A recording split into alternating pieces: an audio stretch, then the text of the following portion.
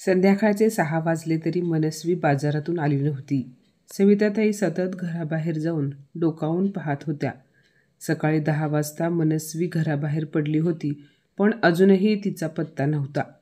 बऱ्याचदा सविताताईंनी फोन लावून पाहिला, पण तिने त्यांचा फोन घेतला नाही. मनस्वी ही सविताताईंची एकुलती एक सून होती. आता 3 महिन्यांपूर्वीच त्यांच्या मुलाचे म्हणजे सुहासचे मनस्वीसोबत लग्न झाले होते. जेव्हा सविताताई आपल्या पतीसह म्हणजे यशवंतरावांसह मनस्वीला पाहायला गेल्या होत्या, तेव्हा तिच्या आईने तिची खूप प्रशंसा केली होती. पण तिच्याशी बोलल्यावर सविताताईंना मनस्वीमध्ये सून म्हणून अशा कोणत्याच गोष्टी दिसल्या नव्हत्या. सविताताईंना तिच्या बोलण्यातून जाणवले की ती प्रत्येक बाबतीत स्वतःचे म्हणणे खरे करते. पण यशवंतरावांना वाटले की तिच्या घरी आई वडील तसेच तिचे 2 भाऊ आणि 2 भावजया होत्या. त्यांचे हसते खेळते एकत्र कुटुंब पाहून त्यांनी ह्या स्थळाला होकार कळवला. त्यांना वाटले की मुलगी एकत्र कुटुंबातील आहे, त्यामुळे ती नक्कीच संस्कारी असेल.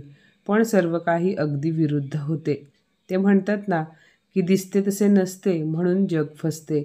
इथे सुद्धा मनस्वीच्या बाबतीत तसेच काहीतरी झाले होते.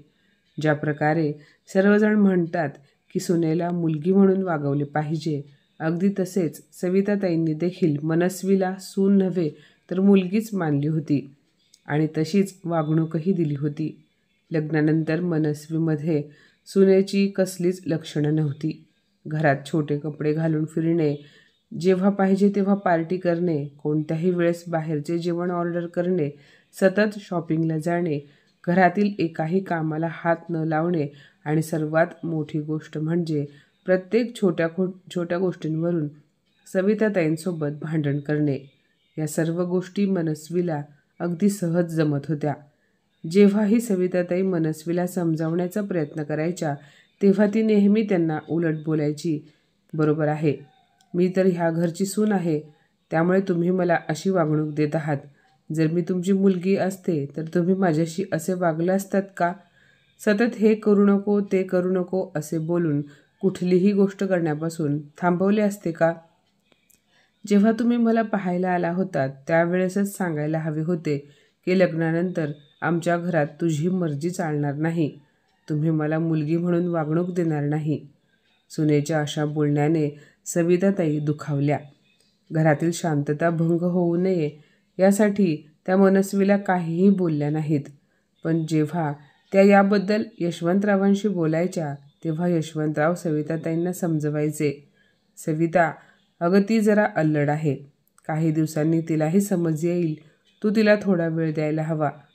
जेव्हाही त्या स्वतःच्या मुलाला म्हणजे सुहासला काही सांगत असेल तेव्हा सुहाससुद्धा हेच म्हणायचा की आई, तुझा काळ आणि आत्ताचा काळ यामध्ये खूप फरक आहे. आधीच्या काळातील मुली ह्या सासरच्या घरी सून म्हणून राहत होत्या, पण आता तसे राहिलेले नाही. त्या मुलीच म्हणून वागतात. तू मनस्वीला थोडा वेळ दे, तिला सर्व काही समजेल. नवरा आणि मुलगा मलाच शहाणपण शिकवतात असे त्यांना वाटायचे. त्यामुळे सविताताईसुद्धा त्यांच्यासमोर काहीच बोलत नव्हत्या. पण प्रत्येक गोष्टीला काही मर्यादा असते. आज सकाळी सुहास आणि यशवंतराव ऑफिसला गेल्यानंतर मनस्वी लगेचच त्यांच्या पाठोपाठ घराबाहेर पडली आणि आता संध्याकाळचे 6 वाजून गेले तरी ती आली नव्हती. सविताताईंनी तिला अनेकदा फोन लावला तर तिने फोन उचलला नाही. त्यामुळे त्या खूप चिडल्या आणि बडबड करू लागल्या. ही काय घरंदाज सुनेची लक्षणे आहेत का? येऊ दे तिला आता. आज मी स्पष्टपणे बोलणार आहे, असे सविताताई बडबड करू लागल्या. काही वेळाने सुहास आणि यशवंतराव घरी आले. घरात पाऊल ठेवताच यशवंतराव सविताताईंना म्हणाले, अगं काय झाले तुला? सारखी घराबाहेर जाऊन कोणाची वाट पाहत आहेस? माझी तर इतक्या वर्षामध्ये तू कधी वाट पाहिली नाहीस. असा कोण नशीबवान आहे ज्याची तू वाट पाहत उभी आहेस? यशवंतरावांचा असा प्रश्न ऐकून सविताताई त्यांना रागाने पाहत म्हणाल्या, तुम्हाला मस्करी सुचत आहे. दिवस मावळला तरीसुद्धा तुमच्या लाडक्या सुनेचा घरी यायचा पत्ता नाही. कुठे गेली आहे कोणास ठाऊक? घरातून निघताना म्हणाली होती की थोड्या वेळातच येते. सुहास म्हणाला, आई, ती कोणत्या तरी कामात बिझी असेल. तू पण उगाचच काळजी करतेस. ती काय लहान मुलगी आहे का? येतच असेल ती. येतच असेल याचा अर्थ काय आहे? अरे आजकालचे दिवस किती खराब आहेत, तुला ठाऊक नाही का? मी तिला बराच वेळ झाला फोन लावते आहे. कमीत कमी फोन उचलून तरी ती सांगू शकते ना की ती कुठे आहे ते, असे सविताताई रागात म्हणाल्या. अच्छा ठीक आहे, तुम्ही आई आणि मुलगा गप्पा मारा. मी कपडे बदलून थोडा वेळ आराम करतो. त्यानंतर आपण मिळून जेवण करू. स्वयंपाक तर बनवला असेलच ना तू? यावर सविताताई म्हणाल्या, हो, भाजी आणि डाळ भात बनवला आहे. फक्त गरम गरम चपात्या बनवायच्या बाकी आहेत. तितक्यात दरवाजात कॅब आलेली दिसली. त्या कॅबमधून मनस्वी खाली उतरताना दिसली. तिच्या हातात शॉपिंगच्या पिशव्या होत्या. घरात येताच सर्व पिशव्या टेबलवर टाकून ती सोफ्यावर बसत म्हणाली, आई, आज मी खूप थकले आहे, पण खरेदी करताना मात्र मजा आली. सविताताई पिशव्यांकडे पाहत म्हणाल्या, सोनबाई, ह्या पिशव्यात काय काय आणले आहेस? मनस्वी म्हणाली, अहो आई, माझ्या काही गरजेच्या वस्तू आहेत. मी जेव्हा बाजारात गेले तेव्हा एका साडीच्या दुकानात सेल लागला होता. त्यामुळे मी 3-4 चांगल्यांपैकी साड्या आणि काही मेकअपचे सामान आणले आणि दररोजच्या वापरातील वस्तूसुद्धा आणल्या आहेत. दररोज वापरण्यासाठी कपडे आणले आहेत. हे ऐकताच सविताताई म्हणाल्या, अगं पण तुझे लग्न होऊन फक्त 3 महिने झाले आहेत. तुझ्याकडे असे अनेक कपडे आहेत, साड्या आहेत, ज्या तू अजून घातल्या नाहीत. मग आणखी शॉपिंग करण्याची काय गरज होती? आणि काय गं, मी तुला केव्हापासून फोन लावते, तू फोन का उचलत नव्हतीस? फोनवर सांगू शकली असतीस ना की तू शॉपिंगला गेलीस म्हणून. ही काय वागण्याची पद्धत झाली का? मला काळजी वाटत होती. मनस्वी म्हणाली, आई, मी आता लहान मुलगी राहिलेली नाही. मी शॉपिंगला तर गेले होते आणि घरीच येणार होते ना. तुम्ही फोनवर फोन करत होतात. माझ्या सर्व मैत्रिणींच्या समोर फोन उचलून तुमच्या प्रश्नांना उत्तरे द्यायची म्हणजे किती लज्जास्पद आहे. त्यामुळे मी माझा फोन सायलेंटवर ठेवला होता. आणि राहिली गोष्ट शॉपिंगची, मला ज्या गोष्टी आवश्यकतेच्या वाटल्या त्याच गोष्टी मी घेऊन आले आहे. मग याचा इतका मोठा बाऊ करण्याची काय गरज आहे? माझ्या आईने मला असे कधीच टोकले नाही. सविताताई पटकन म्हणाल्या, अगं मुली, तुझ्या आईने तुला कधीच अशा बाबतीत थांबवले नसेल, कारण ते तुझे माहेर होते. तिथे तू कसलीही पर्वा न करता राहत होतीस. मनात वाटले तर काम केले, नाही तर दिले ठेवून. तुला 2-2 भावजय आहेत, त्या घरातील सर्व कामे करत असतील. पण हे तुझे सासर आहे. इथे तू सून आहेस, ती सुद्धा एकुलती एक. या घरासाठी काय चांगले काय वाईट या सर्व गोष्टींचा तुलाच विचार करावा लागेल. स्वतःच्या जबाबदाऱ्या केव्हा अंगावर घेशील, असे सविताताई मनस्वीला म्हणाल्या. सासूच्या अशा बोलण्याचा मनस्वीला राग आला. ती सुद्धा चिडून म्हणाली, मग आई, तुम्ही तर लग्नाच्या आधी बोलायला नको होते की आम्ही सुनेला मुलगी म्हणून वागवू. इतके रोखणे टोकणे माझ्या आईने मला कधीच केले नव्हते, तितके तुम्ही करत आहात, असे बोलून मनस्वी तिच्या खोलीत निघून गेली. सविताताई अगदी उदास होऊन सुहासकडे पाहू लागल्या तेव्हा सुहास देखील उलट सविताताईंना म्हणाला, काय आई, उगाचच काळजी करतेस, थोडी शांत राहत जा. सासू बनण्याचा का प्रयत्न करतेस? अगं आता कुठे घड्याळात फक्त 7च तर वाजले आहेत. ती वेळेतच घरी आली आहे. मला सांग, आज मनस्वीच्या जागी जर तुला मुलगी असती तर तू तिच्यासोबत अशीच वागली असतीस का? असे बोलून सुहास देखील त्याच्या खोलीत निघून गेला. सविताताईंना खूप वाईट वाटले. त्या उदास मनाने स्वतःच्या खोलीत गेल्या आणि पलंगावर बसल्या. त्यांना अशा प्रकारे उदास झालेले पाहून यशवंतराव म्हणाले, सविता, तुला असे वाटत नाही का तू मनस्वीवर सासूगिरी करण्याचा प्रयत्न करत आहेस? आता बाहेर जे काही झाले त्यामध्ये तुझीच चूक आहे. चांगल्या हसत्या खेळत्या घराची शांतता भंग केलीस तू. उगाचच गाजावाजा केल्या.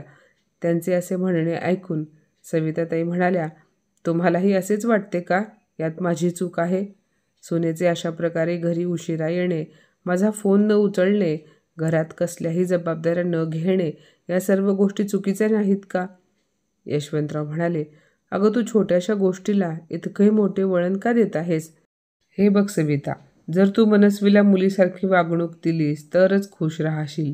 जर आपल्याला मुलगी असती तर तू, असे बोलता बोलता यशवंतराव गप्प झाले. पण त्यांचेही बोलणे सविताताईंच्या मनाला लागले. त्यामुळे त्यांच्या डोळ्यात टचकन पाणी आले. त्या यावर काहीही न बोलता स्वतःचा मोबाईल घेऊन वर गच्चीवर गेल्या.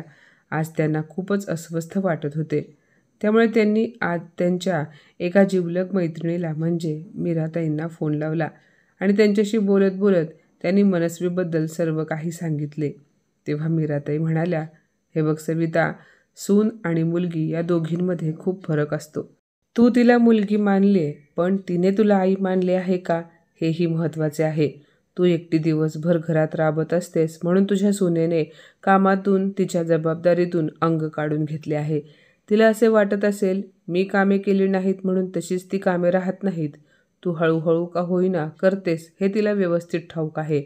मग मला सांग, आज जर तुला मुलगी असती तर तिने तुला एकटीला राबू दिले असते का? नाही ना. आणि मनस्वीची आई तुझ्या ठिकाणी असती तर मनस्वीने तिला एकटीला काम करू दिले असते का? तिच्या आईला थोडीफार तिने मदत केलीच असती ना. हे बघ, मुलगी ती मुलगीच असते. त्यामुळे म्हणते, सून कधीही सासूची मुलगी होत नाही आणि काही ठिकाणी सासूही सुनेची आई होऊ शकत नाही. आणि हे कटू असले तरी सत्य आहे, हे लक्षात असू दे. त्यामुळे आता तुलाच तुझ्या सुनेला तिची कर्तव्य आणि जबाबदारीची जाणीव करून द्यावी लागेल. आणि राहिली गोष्ट यशवंतराव आणि सुहासची, तर जोपर्यंत माणसाला 3 वेळेला भरपेट जेवण, सगळ्या वस्तू जागच्या जागी भेटत असतील तर तो उगाच वाद का घालेल आणि स्वतःचे हातपाय का मारेल? तू तुझ्या नवऱ्याची आणि मुलाची सगळी कामे करून देतेस. त्यामुळे मनस्वी घरात काम करते की नाही या गोष्टींचा त्यांना काही फरक पडत नाही. हे बघ, आता तुला स्वतःलाच काहीतरी ठोस पाऊल उचलावे लागेल. तेव्हाच घरातील सर्वांना तुझी किंमत कळेल. सविताताईंना मीराताईंचे बोलणे योग्य वाटले. त्यांनी फोन कट केल्यानंतर कॅब बुक केली आणि आपल्या खोलीत गेल्या. खोलीत आल्यानंतर त्यांनी स्वतःची बॅग भरली. त्यांना अचानक रात्रीच्या वेळी बॅग भरताना पाहून यशवंतराव म्हणाले, तू कुठे जात आहेस? त्या म्हणाल्या, हो, मी माझ्या माहेरी चालले आहे. माझा भाऊ बऱ्याच दिवसांपासून मला बोलवत होता. त्यामुळे मी विचार केला की काही दिवस माहेरी जाऊन येईन. बायकोचे बोलणे ऐकून यशवंतराव आश्चर्यचकित झाले आणि म्हणाले, अगं पण तू अशी अचानक का जात आहेस? आपण जेवणसुद्धा केले नाही आणि चपात्या कोण बनवणार आहे? सविताताई म्हणाल्या, तुमची लाडकी मुली समान सून आहे ना, मग सांगा तिला तुमच्या जेवणाचे काय आहे ते पाहायला. माझे वय होत आले आहे, तरी घरच्या सर्व जबाबदाऱ्या मीच सांभाळत बसू का? यशवंतराव म्हणाले, मला असे वाटते की माझ्या बोलण्याचे तुला वाईट वाटले आहे, त्यामुळे तू घरात तमाशा करत आहेस. पण लगेच तडकाफडकी माहेरी जाण्याची काय गरज आहे? सविताताई म्हणाल्या, खरंच आपल्याला एक मुलगी असती तर मी माहेरी जाताना तिने मला थांबवले नसते आणि घरही सांभाळले असते. हे बघ सविता, तू उगाचच गोष्टीला वाढवत आहेस. तू ना. पुढे यशवंतराव काही बोलणार तेवढ्यात सविताताईंनी त्यांना थांबवले आणि त्या शांतपणे स्वतःची बॅग घेऊन बाहेर आल्या. तोपर्यंत त्यांची कॅब आली होती. तितक्यात सुहास आणि मनस्वीसुद्धा बाहेर आले. सुहास बाहेर येताच म्हणाला, आई जेवण. पण त्यानंतर सविताताईंच्या हातातील बॅग पाहून पुढे म्हणाला, आई तू कुठे जात आहेस का? त्या म्हणाल्या, हो, मी काही दिवसांसाठी तुझ्या मामाच्या घरी चालले आहे. बऱ्याच दिवसांपासून मी माझ्या माहेरी गेलेले नाही, त्यामुळे विचार केला की थोडासा बदल म्हणून काही दिवस राहून येईन. असे बोलून सविताताई पुढे कोणाचेही बोलणे न ऐकता कॅबमध्ये बसून निघून गेल्या. सविताताईंना असे अचानक माहेरी गेल्याचे पाहून सर्वजण आश्चर्यचकित झाले. पण आता मात्र त्या सर्वांना कडकडीत भूक लागली होती. सुहासने मनस्वीकडे पाहिले आणि ती हळूच म्हणाली, आता जेवण. सुहास काही बोलणार तेवढ्यात यशवंतराव बाहेर आले आणि म्हणाले, मनस्वी, आज तूच जेवण वाढ. तसेही तुझ्या सासूने सर्व काही तयार केले आहे, फक्त तुला चपात्या बनवायच्या आहेत. यावर मनस्वी काहीच बोलू शकली नाही आणि ती सुहासकडे एकटक पाहत स्वयंपाकघरात आली. चपात्या बनवून तिने सगळ्यांना जेवण वाढले आणि मग स्वतः जेवण केल्यानंतर ती तिच्या खोलीत जाऊन झोपली. तिने ना किचन साफ केले ना भांडी घासली. दुसऱ्या दिवशी सकाळचे 8 वाजले होते, पण कोणीही झोपेतून उठले नव्हते. अचानक सुहास घाबरून जागा झाला आणि मनस्वीला उठवत म्हणाला, अगं मनस्वी, उठ लवकर, सकाळचे 8 वाजले आहेत. आज खूप उशीर झाला आहे. आता मला ऑफिसला जायला नक्की उशीर होईल. बाबा देखील झोपेतून उठले की नाही कोणास ठाऊक. तू लवकर चहा नाश्ता बनवायला घे. असे म्हणत सुहास वडिलांच्या खोलीकडे गेला. मनस्वी चिडून म्हणाली, हे काय नाटक आहे यार. या सासूबाईंना त्यांच्या आईवडिलांच्या घरी जाण्याची काय गरज होती?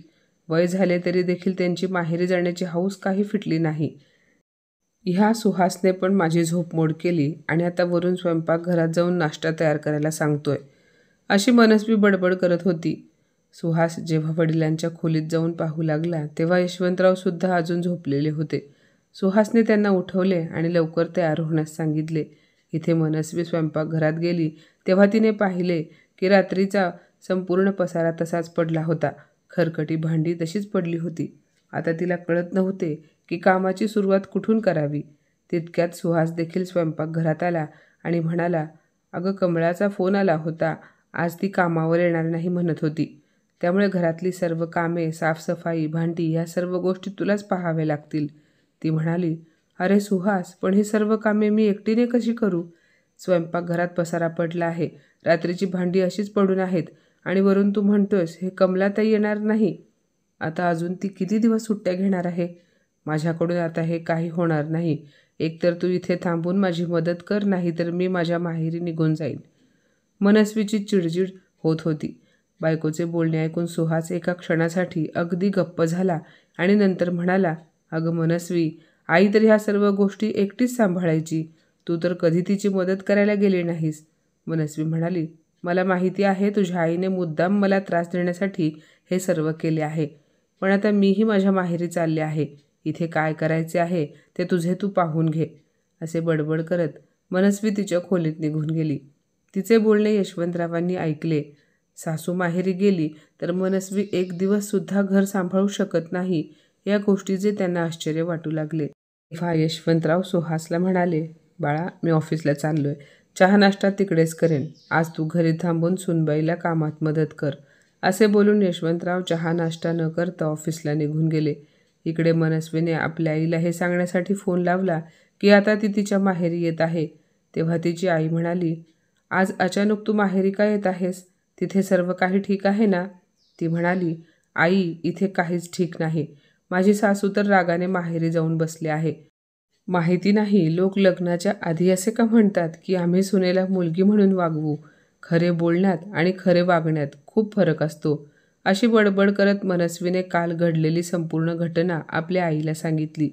मुलीचे बोलणे ऐकून तिची आई म्हणाली, "अरे वा, म्हणजे तू कामाला घाबरून इथे येण्याचा विचार करत आहेस तर? तुला तर माझ्यासारखी सासू मिळायला हवी होती, जी सुनांना ओरडून एका बाजूला बसवून ठेवते. खबरदार जर माझ्या घरी एक पाऊल ठेवलेस तर. तुझे बोलणे ऐकून माझ्या सुना देखील तुझ्यासारख्या वागतील आणि नंतर माझ्या डोक्यावर मिऱ्या वाटतील." मनस्वी म्हणाली, "आई, तू मला माझ्याच घरी येण्यापासून थांबवत आहेस? कसली आई आहेस तू?" आई म्हणाली, "हो, मी तुला थांबवणारच. स्वतःचे घर व्यवस्थित सांभाळू शकत नाहीस आणि माझ्या घरी येणार आहेस का? हे बघ, जर तुला माझ्या घरी यायचे असेल तर तू आदराने ये. मी तुझे स्वागतच करेन. पण तू असेच भांडण करून माझ्या घरी आलीस तर तुझ्यासाठी माझ्या घराचे दरवाजे बंद असतील." असे म्हणत तिच्या आईने फोन ठेवला. मनस्वीला आईच्या बोलण्याचे आश्चर्य वाटले. आता तिच्याकडे दुसरा कुठलाच पर्याय नव्हता. आज कामवाली बाई येणार नाही म्हटल्यावर तिलाच घरची कामे करावी लागणार होती. मनस्वी नाईलाजाने स्वयंपाकघरात गेली आणि हळूहळू कामाला लागली. तिला असे काम करताना पाहून सुहासच्या जीवात जीव आला आणि तो सुद्धा स्वयंपाकघराच्या साफसफाईला लागला. तिची मदत करू लागला. दोघांनी मिळून घरातील सर्व कामे केली. पण दोघेही त्यातच थकून गेले. त्यामुळे दुपारच्या जेवणासाठी दोघांनी बाहेरून जेवण मागवले. पण संध्याकाळ होताच सर्वांना आपापल्या चुकीचा पश्चाताप होऊ लागला. त्यामुळे यशवंतराव ऑफिसवरून सरळ घरी न येता सासरी गेले. तिथे त्यांनी सविताताईंना खूप मनवले आणि मग त्यांना घरी घेऊन आले. सविताताई घरात येताच मनस्वी आणि सुहासने त्यांची माफी मागितली. शेवटी घरात सर्व काही हळूहळू नॉर्मल होऊ लागले. आता मनस्वी घरातील सगळी कामे करू लागली. सविताताई देखील तिला कामात मदत करायच्या. त्यामुळे घरातील वातावरण अगदी आनंदित असायचे. दोघी सासूसुना आता मैत्रिणीसारख्या राहू लागल्या. सुनेला तिची कर्तव्य आणि जबाबदारीची जाणीव करून देण्यासाठी सविताताईंना असा निर्णय घ्यावा लागला आणि त्यामुळेच तिच्यासोबत घरातील सर्वांची अक्कल वेळेतच ठिकाणावर राहिली. तर माझ्या मित्रमैत्रिणींनो, आजची ही कथा तुम्हाला कशी वाटली कमेंटमध्ये नक्की सांगा आणि अशाच नवनवीन कथा ऐकण्यासाठी प्रज्ञा मराठी स्टोरीजला नक्की सबस्क्राईब करा. धन्यवाद.